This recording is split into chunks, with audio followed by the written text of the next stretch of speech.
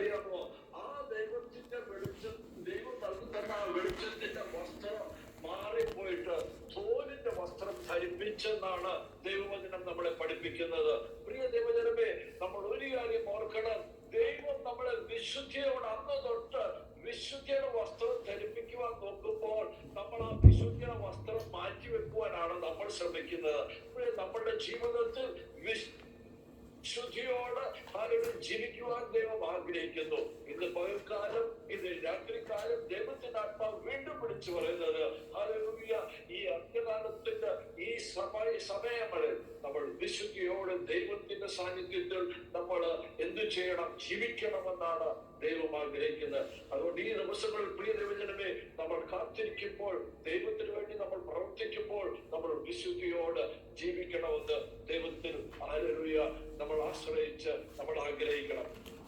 Hallelujah, ഈ വിശുദ്ധിയിൽ ജീവിക്കുവാൻ ഹല്ലേലൂയ നമ്മൾ എന്തിനാ ആഗ്രഹിക്കേണ്ടേ? ഹല്ലേലൂയ, ആഫ്രിക്കയില് ഒരു വലിയ ദേവദാസൻ ഉണ്ടായിരുന്നു. പുള്ളിയുടെ ജീവിതത്തിന്റെ ചരിത്രം പുള്ളി ഒരു പ്രാവശ്യം പറഞ്ഞായിരുന്നു. ഹല്ലേലൂയ, അവരുടെ ആ യുഗാണ്ട ചർച്ചിൽ ഹല്ലേലൂയ ആ പ്രദേശത്ത് ഒരു ഉണർവിന് വേണ്ടി പുള്ളി പ്രാർത്ഥിച്ചുകൊണ്ടിരുന്നപ്പോൾ അവര് രാത്രിയാമങ്ങളിൽ ഹല്ലേലൂയ ഓൾ നൈറ്റ് പ്രേയറിൽ ഹല്ലേലൂയ ഇങ്ങനെ പ്രാർത്ഥിച്ചുകൊണ്ടിരുന്നപ്പോൾ ഹല്ലേലൂയ ആകാശത്തിൽ കൂടെ ഒരു മന്ത്രവാദി, ആ പുള്ളിയുടെ ആത്മാവ് ഈ ഇങ്ങനെ കടന്നു പോകുന്ന സമയത്ത് ഹല്ലേലൂയ ഈ പ്രാർത്ഥന ഈ പുള്ളി ആകർഷിച്ച് താഴെ കൊണ്ടുവന്നു. നിങ്ങൾ വിശ്വസിപ്പിക്കുക, എല്ലാവർക്കും ഇത് മന്ത്രവാദത്തിന്റെ ഒരു വലിയൊരു കാര്യമാണ്. പക്ഷെ ആ മന്ത്രവാദി രക്ഷിക്കപ്പെട്ടതിന് ശേഷം പുള്ളി പറഞ്ഞൊരു കാര്യമുണ്ട്. ഞങ്ങള് രാത്രി 12 മണിക്ക് ശേഷം ഈ ആകാശത്തിൽ ഞങ്ങൾ സഞ്ചരിക്കുന്നത് ഏതെങ്കിലും വ്യക്തികൾ പ്രാർത്ഥിക്കുന്ന പ്രാർത്ഥനകൾ ഉണ്ടെങ്കിൽ ആ മതിൽ നമ്മൾ കെട്ടിപ്പടിയും ആകാശത്തിന്. മൂന്നാമത്തെ ആകാശം വരെ നമ്മൾ പണിതെടുക്കും. അവിടെ മതില് കെട്ടി അത് റൂഫൊക്കെ ഇട്ട് ഹല്ലേലൂയ ഈ പ്രാർത്ഥന അതിന്റെ മേളിൽ കൂടെ കടന്നു പോകത്തില്ലെന്ന് പറഞ്ഞ് കെട്ടുന്ന കെട്ടുകളാണ് ഇത്. അപ്പം പുള്ളി പറഞ്ഞു, ഈ മന്ത്രവാദി പറഞ്ഞു, 3 തരത്തിൽ പ്രാർത്ഥിക്കുന്ന വ്യക്തികളുണ്ട്. ഒന്ന്, ബെഡേ കിടന്ന് പ്രാർത്ഥിക്കുന്ന വ്യക്തി, പുള്ളിയുടെ സ്വന്തം ഭവനത്തിന്റെ റൂഫിന്റെ മേളിൽ കൂടെ പോകത്തില്ല പ്രാർത്ഥന. രണ്ടാമത്തെ വ്യക്തികൾ പ്രാർത്ഥിച്ചിട്ട് ഈ മൂന്നാമത്തെ തേർഡ് ഹെവൻ വരെ പോകുന്ന മാത്രമേ ഉള്ളൂ. ചില വ്യക്തികൾ പ്രാർത്ഥിച്ച് ഈ കെട്ടിയ കെട്ടിടത്തിന്റെ അല്ലെങ്കിൽ ഈ ബാരിയറിന്റെ കവിഞ്ഞു പോയി സ്വർഗത്തിലേക്ക് പോകുന്ന ചില ചുരുക്കം പ്രാർത്ഥനകളെ ഉള്ളൂ ദൈവത്തിന്റെ സന്നിധിയിൽ ചെന്നെത്തുന്നത്. പ്രിയ ദൈവജനമേ, അങ്ങനെ ഈ പാസ്റ്റർ ഇതിനെ കുറിച്ച് ഹല്ലേലൂയ ഇത് കേട്ടപ്പോൾ പുള്ളിക്ക് വലിയൊരു ആവേശം വന്നിട്ട് പറഞ്ഞു, ഹല്ലേലൂയ നമ്മൾ ഒരു കാര്യം ചെയ്യണം. ഹല്ലേലൂയ, നമുക്ക് ഒരു 90 ഡേയ്സ് നമുക്ക് 6 മണിക്കൂർ നമ്മൾ പ്രാർത്ഥിക്കാൻ പോവുകയാണ്. വൈകുന്നേരം 3 മണി തൊട്ട് രാത്രി വൈകുന്നേരം 6 മണി വരെ, ഉച്ചയ്ക്ക് 3 മണി തൊട്ട് വൈകുന്നേരം 6 മണി വരെ ഇങ്ങനെ പ്രാർത്ഥിക്കാൻ തുടങ്ങിയപ്പോൾ ഹല്ലേലൂയ 60 ദിവസം കഴിഞ്ഞപ്പോൾ ഈ പ്രാർത്ഥന ദൈവത്തിന്റെ സന്നിധിയിൽ ചെന്നെത്തിയെന്ന് അവർക്ക് മനസ്സിലായി. പക്ഷെ ഈ പ്രാർത്ഥനയുടെ ഒരു കവണന്റ് ഉണ്ടായിരുന്നു, ഒരു ഉടമ്പടി ഉണ്ടായിരുന്നു. 3 മണിക്ക് അല്ലെങ്കിൽ കറക്റ്റ് സമയത്ത് കൃത്യസമയത്തിന് വരണം. അത് മാത്രമല്ല, ആരെങ്കിലും രോഗിയായി ഇടയ്ക്ക് 90 ദിവസത്തിന് രോഗിയായി വീണാൽ അവര് വന്നില്ലെങ്കിൽ ഈ പ്രാർത്ഥന പിന്നെയും ഹല്ലേലൂയ 90 ദിവസം പിന്നെയും ഇരിക്കേണ്ടി വരും. വൈകിപ്പോയാൽ 90 ദിവസം ഇരിക്കേണ്ടി വരും. അല്ലെങ്കിൽ പിന്നെ രോഗിയായി ഇരുന്ന് കഴിഞ്ഞാൽ പിന്നെ വരാൻ നിൽക്കാൻ 90 ദിവസം പിന്നെ ഇരിക്കേണ്ടി വരും. അപ്പം ഈ ഉടമ്പടി എടുത്താണ് ഈ വന്നവര് 30 പേര് മാത്രമേ ഉള്ളായിരുന്നു. എല്ലാവരും വിധവമാരും പാവപ്പെട്ടവരുമാണ് ഈ ഉടമ്പടി എടുത്ത് ആ സഭയിൽ പ്രാർത്ഥിക്കാൻ വന്നത്. അങ്ങനെ വന്നതിന് ശേഷം ഒരു കാര്യം ഓർക്കണം, ഹല്ലേലൂയ ഈ 60 ദിവസം കഴിഞ്ഞപ്പോൾ ദൈവത്തിന്റെ സാന്നിധ്യം ഹല്ലേലൂയ അവര് പ്രാർത്ഥിച്ചത് ഒരു കാര്യം മാത്രമേ ഉള്ളൂ, യുഗാണ്ട ദൈവത്തിന് വേണ്ടി പിടിച്ചെടുക്കണമെന്ന്. അങ്ങനെ പ്രാർത്ഥിച്ചുകൊണ്ടിരുന്നപ്പോൾ ഈ 60ാമത്തെ ദിവസം 70 days ആയപ്പോൾ 80 days ആയപ്പോൾ സ്വർഗത്തിലെ ഈ പിശാചികളെല്ലാം ഹല്ലേലൂയ ഈ മന്ത്രവാദികളെല്ലാം ഓസ്ട്രിയ എന്ന് പറഞ്ഞ സ്ഥലത്ത് കൂടിയിട്ട് അവരൊരു തീരുമാനമെടുത്തു. ഹല്ലേലൂയ, അവിടെ ഒരു വ്യക്തിയുണ്ട്, ആ വ്യക്തിയാണ് ഈ ചുമതലപ്പെടുത്തിയിരിക്കുന്നത്. ആ വ്യക്തി എന്തുവാ ചെയ്യുന്നെന്ന് നമുക്ക് പുള്ളിയെ വിളിച്ചൊന്ന് ചോദിക്കാമെന്ന് പറഞ്ഞു. ആ വ്യക്തിയുടെ പേരാണ് ജെയിംസ് എന്ന് പറഞ്ഞത്. പുള്ളി ആ പ്രദേശത്തെ ഉഗാണ്ടയിലെ ഏറ്റവും വലിയ മന്ത്രവാദിയായിരുന്നു. അപ്പൊ പുള്ളിയെ വിളിച്ചിട്ട് പറഞ്ഞു, നിനക്ക് 1 മാസം സമയം തരും, ഈ 1 മാസത്തിനുള്ളിൽ ഈ പ്രാർത്ഥന നീ നശിപ്പിക്കണമെന്ന് പറഞ്ഞു. അപ്പൊ ഈ 1 മാസത്തിനുള്ളിൽ പുള്ളി ഒത്തിരി കാര്യങ്ങൾ കണ്ട് തിരക്കാൻ തുടങ്ങി. പ്രാർത്ഥന എങ്ങനെയാണ് നിർത്തുവാൻ നോക്കുമെന്ന്. അപ്പം ഇങ്ങനെ തിരക്കി പിടിച്ച് ഓരോ വിശ്വാസികൾ ഈ 30 പേരുടെ ഓരോ ജീവിത ചരിത്രം ഇങ്ങനെ നോക്കി പഠിച്ചു വരുമ്പോൾ അവർക്ക് 2 വ്യക്തികളെ അവർക്ക് മനസ്സിലാക്കി. അവരുടെ ജീവിതത്തിൽ ഈ പ്രാർത്ഥനയ്ക്ക് ഒരു പ്രവാചക ഉണ്ടായിരുന്നു. ഈ ദർശനം ലഭിക്കുന്ന, പ്രാർത്ഥിക്കുമ്പോൾ ദർശനം പ്രാപിക്കുന്ന ഒരു സഹോദരി, പുള്ളിക്കാരത്തേക്ക് കോപം ഉള്ള ഒരു സ്ത്രീയായിരുന്നു. പിന്നെ പാസ്റ്റർ എന്ന് പറഞ്ഞ വ്യക്തിക്ക് പുള്ളിക്ക് പണത്തിന് വലിയ ആശയായിരുന്നു. അപ്പൊ 2 വ്യക്തികളെ കിട്ടി. ഇതിനകത്ത് മുഖ്യമായിട്ട് 2 വ്യക്തികളെ കിട്ടി. അവർ പ്രാർത്ഥിച്ചുകൊണ്ടിരിക്കുന്ന 2 പേരെ അവരെന്ത് ചെയ്തു, ഈ പാസ്റ്ററിനെ ഒരു വ്യക്തി പോയി പരിചയപ്പെട്ട് സഭയ്ക്കായി പോയി ചർച്ചിൽ വന്നു തുടങ്ങി. ഈ സഭയ്ക്കുള്ളിൽ വന്ന് ഈ പാസ്റ്ററിനെ പരിചയപ്പെട്ടതിന് ശേഷം അവർ എന്ത് ചെയ്തെന്നറിയാമോ, ഈ പാസ്റ്റർ നല്ലൊരു ഭവനം മേടിച്ചു കൊടുത്തു. എല്ലാം അതിനകത്തുണ്ട്, ഫർണിച്ചറുണ്ട്, ഫ്രിഡ്ജുണ്ട്, എല്ലാ കാര്യങ്ങളും പാസ്റ്റർ നമുക്ക് മേടിച്ചു കൊടുത്തു. പക്ഷേ 30 കിലോമീറ്റർ സഭയിൽ നിന്ന് 30 കിലോമീറ്റർ ദൂരം വന്നുള്ളൂ. അപ്പം തക്ക സമയത്തിന്റെ പ്രാർത്ഥനയ്ക്ക് എത്തുവാനൊക്കത്തില്ല. അങ്ങനെ വന്ന് പുള്ളിക്ക് പണം കൊടുക്കുന്നു, ഭവനം കൊടുക്കുന്നു. പാസ്റ്ററിന് ഈ ആശ, പണത്തിന്റെ ആശ ഉള്ളതുകൊണ്ട് പണം പിശാച് മുതലെടുത്തു. ഒരു സഹോദരി അതിന്റെ ഇടയ്ക്ക് പാസ്റ്റർ എടുത്തു എന്ന് പറഞ്ഞു, പാസ്റ്റർ നല്ലൊരു മനുഷ്യനാണ്, എനിക്ക് ഈ പ്രാർത്ഥനയിൽ ഒന്ന് കൂടണം, പാസ്റ്റർ എന്നെ സമ്മതിക്കാമെന്ന് പറഞ്ഞു. അപ്പൊ പാസ്റ്റർ പോയി ഈ സഹോദരിയോട് പറഞ്ഞു, ഈ സഹോദരിയെ ഇതിനകത്ത് ചേർക്കണമെന്ന് പറഞ്ഞു. അങ്ങനെ അവരുടെ മധ്യത്തിൽ വാക്കുതർക്കമുണ്ടായപ്പോൾ ഈ സഹോദരി, ദർശനം പ്രാപിക്കുന്ന സഹോദരി, ദർശനം കാണുന്ന സഹോദരി ദേഷ്യപ്പെട്ട് പാസ്റ്ററിന്റെ കർണക്കുറ്റിന്നൊക്കെ അടിച്ചു. അന്ന് ആ പ്രാർത്ഥന അവിടെ തകർന്നു. 89ാമത്തെ ദിവസം നടന്ന സംഭവമാണ്. ഒരു ദിവസം കൂടെ കഴിഞ്ഞായിരുന്നെങ്കിൽ ആ ദേശത്ത് വലിയൊരു ഉണർവ് സംഭവിക്കുമായിരുന്നു. പ്രിയ ദൈവജനമേ, നമ്മളുടെ വിശുദ്ധി നമ്മൾ കാക്കുന്ന ജനമാണോ? സഭയിൽ പോകുന്നത് എന്തിനാണ്? സഭയിൽ നിന്ന് വരുന്നത് എന്തിനാണ്? നമ്മളുടെ ജീവിതത്തിൽ എന്തെങ്കിലും കുറവുകളുണ്ടോ എന്ന് നമ്മൾ പരിശോധിക്കേണ്ടതല്ലേ? നമ്മൾ സഭയിൽ പോകുമ്പോൾ നമ്മളിൽ കൂടാണോ പിശാച് പ്രവർത്തിക്കുന്നത്? നമ്മള് ക്ഷേത്രത്തിൽ പോകുന്നവരായിരുന്നു ഈ കാലങ്ങളിൽ ദേവാലയത്തിൽ പോകുന്നത്. ഭയമില്ല, ദൈവത്തിന് മാനിക്കുന്ന പോലെ നമ്മൾ മാനിക്കുന്നില്ല. അതുകൊണ്ടാണ് നമ്മൾ പ്രാർത്ഥിച്ചിട്ടും ദൈവം പ്രാർത്ഥന കേൾക്കാത്തത്. എന്താണെന്നറിയാമോ?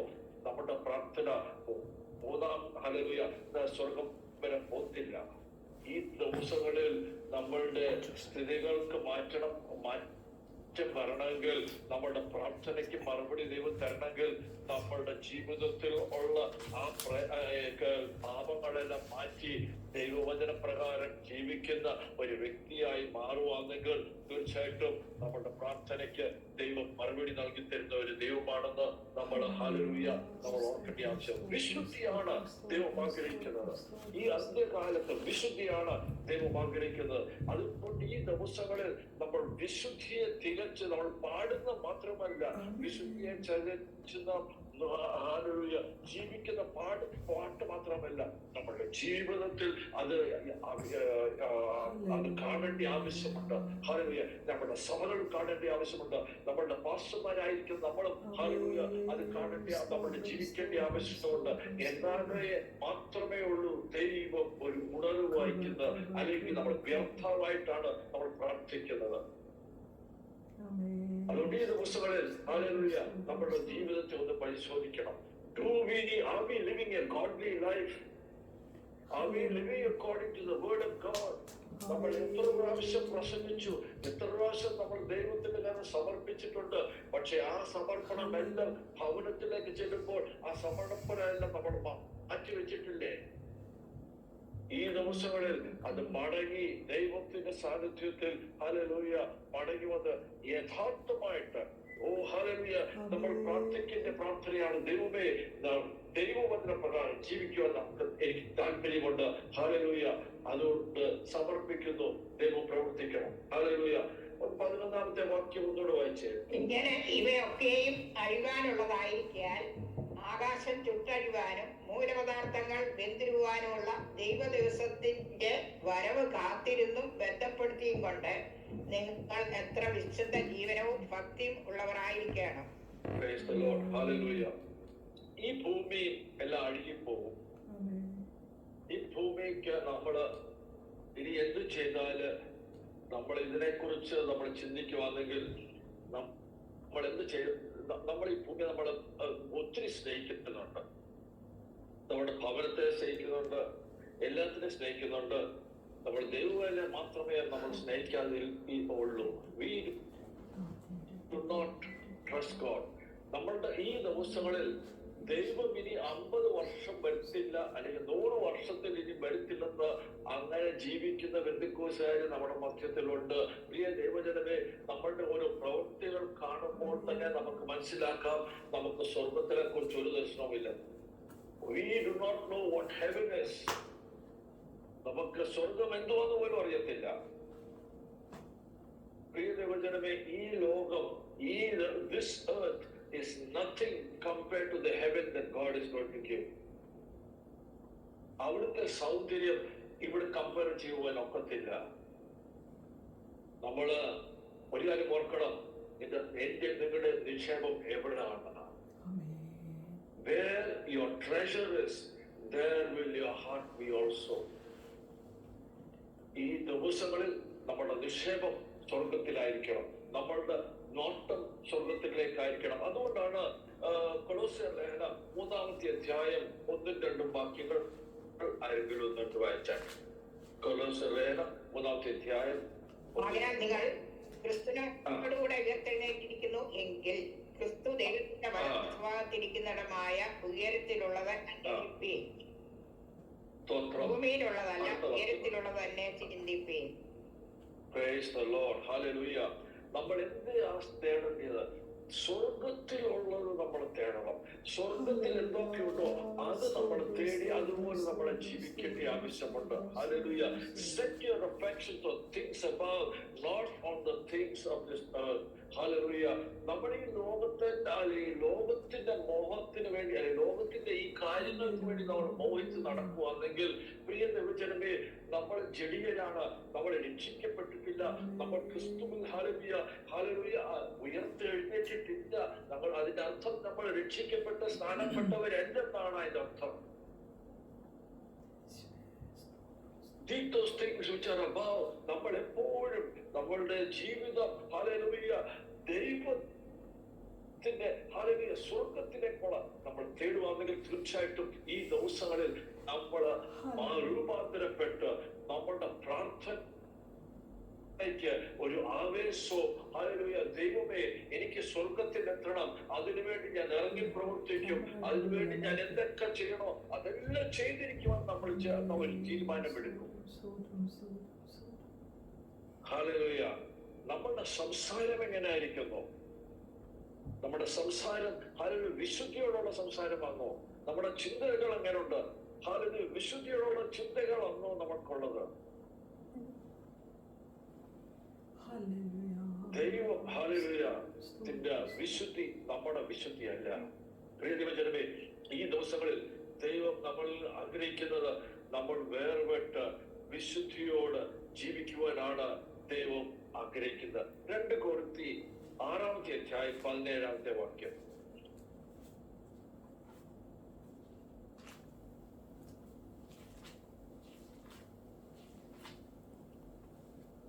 ദേവാലയത്തിന് വിഗ്രഹങ്ങളോടെ എന്തു യോജ്യത? നാം ജീവനുള്ള ദൈവത്തിന്റെ ആലയമല്ലോ. ഞാൻ അവരിൽ വസിക്കുകയും അവരുടെ ഇടയിൽ നടക്കുകയും ചെയ്യും. ഞാൻ അവർക്ക് ദൈവവും അവർ എനിക്ക് ജനവുമാകും എന്ന് ദൈവം അരുളി ചെയ്തിരിക്കുന്നുവല്ലോ.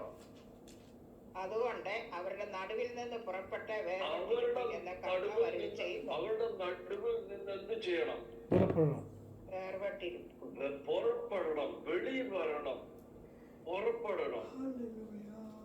അതിനുശേഷം പറഞ്ഞിരിക്കുന്നത് അശുദ്ധിയായിട്ടൊന്നും ചെയ്യരുത്. എന്നാൽ ഞാൻ നിങ്ങളെ കൈക്കൊണ്ട് നിങ്ങൾക്ക് പിതാവും നിങ്ങൾ എനിക്ക് പുത്രന്മാരും പുത്രിമാരും ആയിരിക്കും. സർവശക്തനായ കർത്താവ് അരുളി ചെയ്യും. സ്തോത്രം. പ്രിയ ദൈവജനമേ, അവരുടെ മധ്യത്തിൽ നിന്ന് നിങ്ങൾ വേർപെട്ട് ജീവിക്കണമെന്നാണ് ദൈവം ആഗ്രഹിക്കുന്നത്. ദൈവം ഈ ദിവസങ്ങളിൽ ആഗ്രഹിക്കുന്ന ഒരു കൂട്ടം മാത്രമേ ഉള്ളൂ. ഒരു ശേഷിപ്പ്, ഒരു കൂട്ടത്തെയാണ് ദൈവം ആഗ്രഹിക്കുന്നത്. ഒരു ശേഷിപ്പ്, ഒരു കൂട്ടത്തെയാണ് ദൈവം ആഗ്രഹിക്കുന്നത്. ആ ശേഷിപ്പ് ആണോ ഞാനും നിങ്ങളും? ഹല്ലേലൂയ. നമ്മൾ ഈ ദിവസങ്ങളിൽ ഒരു കാര്യം, ഹല്ലേലൂയ, യെശയ്യാവ് ഒരു അനുഭവം നടന്ന പോലെ എനിക്ക് നിങ്ങൾക്കും ഒരു അനുഭവം വേണമെന്ന് ദൈവത്തോട് പ്രാർത്ഥിക്കാമോ? ദൈവിക ദർശനം യെശയ്യാ കണ്ടു. 6-ാമത്തെ അധ്യായം 1-ാമത്തെ വാക്യത്തില് യേശുവിനെ, ഹല്ലേലൂയ, ദൈവത്തെ, ഹല്ലേലൂയ, ഉയർന്നും പൊങ്ങിയുമുള്ള സിംഹാസനത്തിൽ ഇരിക്കുന്നത് ഞാൻ കണ്ടു. അവന്റെ വസ്ത്രത്തിന്റെ വിളമ്പുകൾ മന്ദിരത്തെ നിറച്ചിരുന്നു. പ്രിയ ദൈവജനമേ, അതിനകത്ത് പറഞ്ഞ ഉസ്സായ മരിച്ച കാലത്തെ അത് കാണത്തുള്ളൂ. നമ്മൾ എന്തിൽ ആശ്രയിക്കുന്നോ അതിൽ നമ്മൾ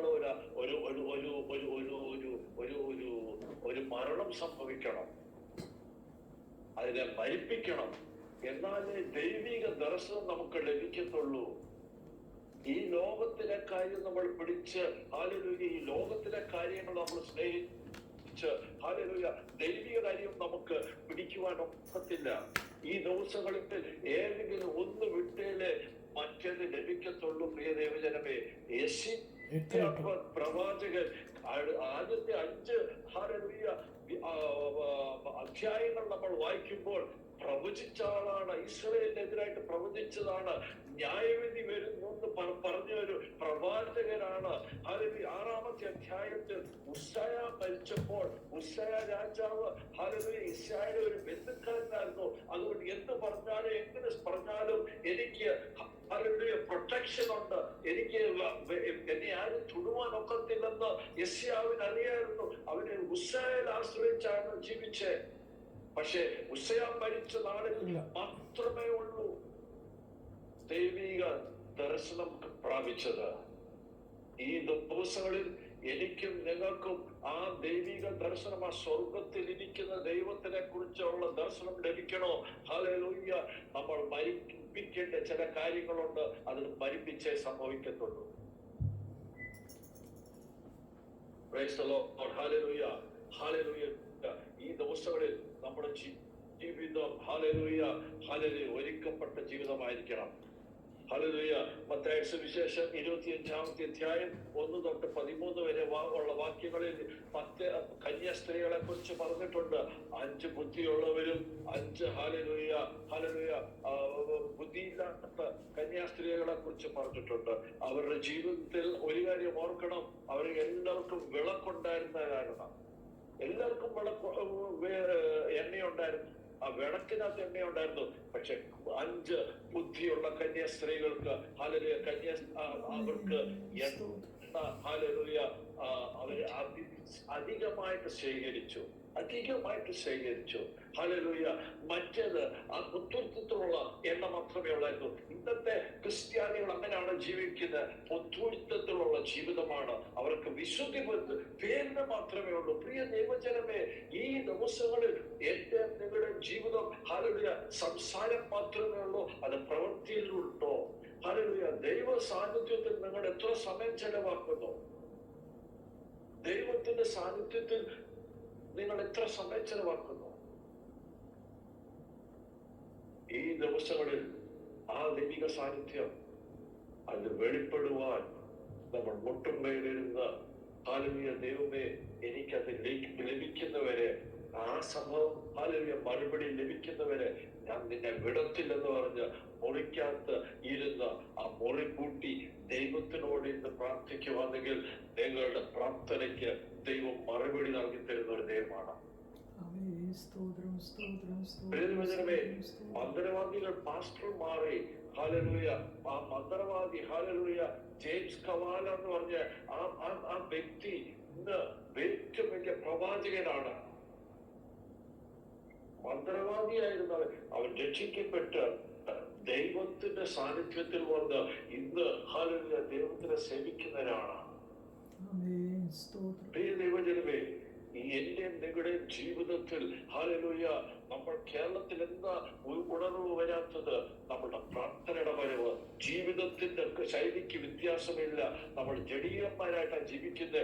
ഈ ദിവസങ്ങളിൽ നമ്മൾ വെച്ച് പ്രാർത്ഥിക്കുവാണെങ്കിൽ, മുട്ടുമേലിട്ട് പ്രാർത്ഥിക്കുവാണെങ്കിൽ, ദൈവത്തിനോട് പറഞ്ഞ് ദൈവമേ ഞാൻ ഹല്ലേലൂയ ഈ മുറിക്കകത്തുനിന്ന് നീ എനിക്ക് പ്രാർത്ഥനയ്ക്ക് മറുപടി നൽകിത്തരാതെ ഞാൻ ഇനി ഇറങ്ങത്തില്ലെന്ന് ഹല്ലേലൂയ ഒരു ഉറപ്പോടെ ദൈവ സാന്നിധ്യത്തിൽ നിന്ന് പ്രാർത്ഥിക്കുവാണെങ്കിൽ ദൈവം തീർച്ചയായിട്ടും മറുപടി നൽകി തരുന്ന കാലങ്ങൾ മുമ്പിലുണ്ട്. ഹല്ലേലൂയ. അതുകൊണ്ട് ഈ ദിവസങ്ങളിൽ നമ്മൾ ഒരുക്കപ്പെട്ടവരായി വേറെ ഞാൻ ചില നിമിഷത്തിനുള്ളിൽ ഞാൻ ഇത് തീർക്കാം. 1 പത്രോസിന്റെ ലേഖനം 1-ാമത്തെ അധ്യായം 13-ാമത്തെ വാക്യം.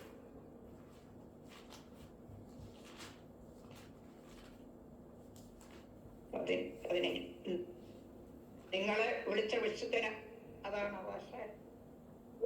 വായിച്ചേ 1:13, 2 പത്രോസ് 1:13. ആകയാൽ നിങ്ങളുടെ മനസ്സ് പ്രവർത്തിച്ച് നിർമ്മതരായി യേശുക്രിസ്തുവിന്റെ പ്രത്യക്ഷതയെങ്കിൽ നിങ്ങൾക്ക് വരുവാനുള്ള കൃപയിൽ പൂർണ്ണ പ്രത്യാശ വെച്ചുകൊള്ളുകയും. സ്തോത്രം. അപ്പം നമ്മുടെ മനസ്സിനെ എന്ത് ചെയ്യണം? അതിനെ ഒരുക്കപ്പെടണം.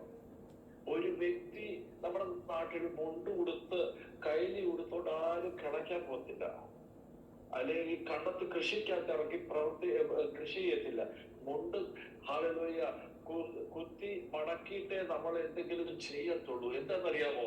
നമ്മള് ഹല്ലേലൂയ ചെയ്യുന്ന പണിയില് ഹല്ലേലൂയ ഈ മുണ്ട് കുരുങ്ങാതിരിക്കാൻ, നമുക്ക് തടസ്സം വരാതിരിക്കുവാൻ ഹല്ലേലൂയ നമ്മൾ ഒരുക്കപ്പെട്ടവരായിട്ട് ആണ് നമ്മൾ ഹല്ലേലൂയ വയലിലേക്ക് ഇറങ്ങി ഹല്ലേലൂയ നമ്മുടെ പണികൾ ചെയ്യുന്നത്. അതുപോലെ തന്നെയുള്ളൂ പത്രോസ് ഇങ്ങനെ ഹല്ലേലൂയ എന്നോടും നിങ്ങളോടും പറയുന്നത്, നിങ്ങൾ ഹല്ലേലൂയ എന്തെങ്കിലും ചെയ്യാൻ താല്പര്യം ഉണ്ടെങ്കിൽ നിങ്ങളുടെ ആദ്യം നിങ്ങളുടെ മനസ്സിനെ ഒരുക്കപ്പെട്ടവരായിട്ടിരിക്കണം. ഈ മനസ്സ് ഹല്ലേലൂയ ഒരുക്കപ്പെട്ടതിന് ഹല്ലേലൂയ നമ്മൾ ഇരിക്കുവാൻ ഒക്കത്തുള്ളൂ. ഈ മനസ്സ് ഒരുക്കപ്പെട്ടതിന് നമ്മൾ പ്രാർത്ഥിക്കുവാൻ ഒക്കത്തുള്ളൂ. ഈ മനസ്സ് ഒരുക്കപ്പെട്ടവരെ നമുക്ക് ഓടാൻ ഒക്കത്തുള്ളൂ.